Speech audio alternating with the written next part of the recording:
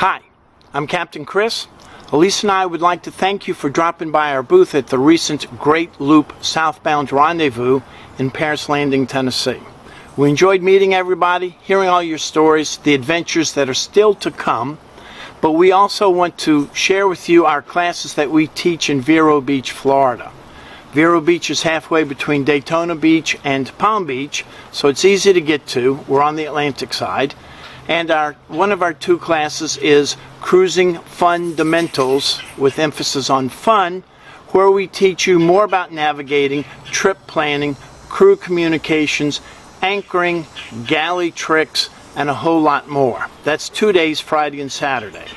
Then on Sunday, we have the optional Boatyard Tour, where we go down to Fort Pierce and actually tour a boatyard with boats that are in the yard for service and repair.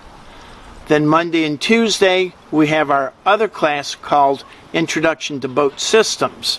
And in that class, we'll teach you quite a few things that you can do as a do-it-yourself boat owner. One of the things is actually changing the raw water rubber impeller in the cooling pump on your engine.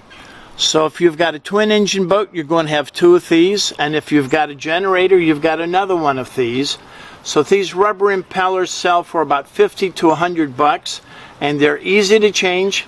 Take somebody to show you how to do it the first time, but they're easy to change. Other things that we'll teach, another time-saving, money-saving skill is oil. We can teach you how to change the oil on your boat. So this is a simple oil filter for diesel, and this is actually Fleet Guard, which is a Cummins product.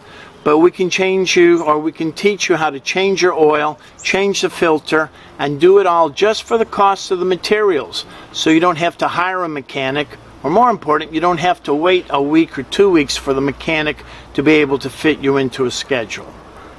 Other things that we teach in the class is electrical systems. People don't realize, but many boats have got 6 volts, 12 volts, 24 volts, and 110 and 220 volt systems. And I'm making it sound confusing, but it's easy to understand when we present it to you. We've got a generator, an 8 kilowatt generator on a dolly. We'll pull out into the middle of the floor, and we'll actually review all of the systems on the generator. We'll also do toilet systems, sanitary systems, air conditioning systems, shaft seals. We'll do everything that a boat owner, do-it-yourself, should be able to handle. If you've got questions or want to learn more, ask Captain Chris.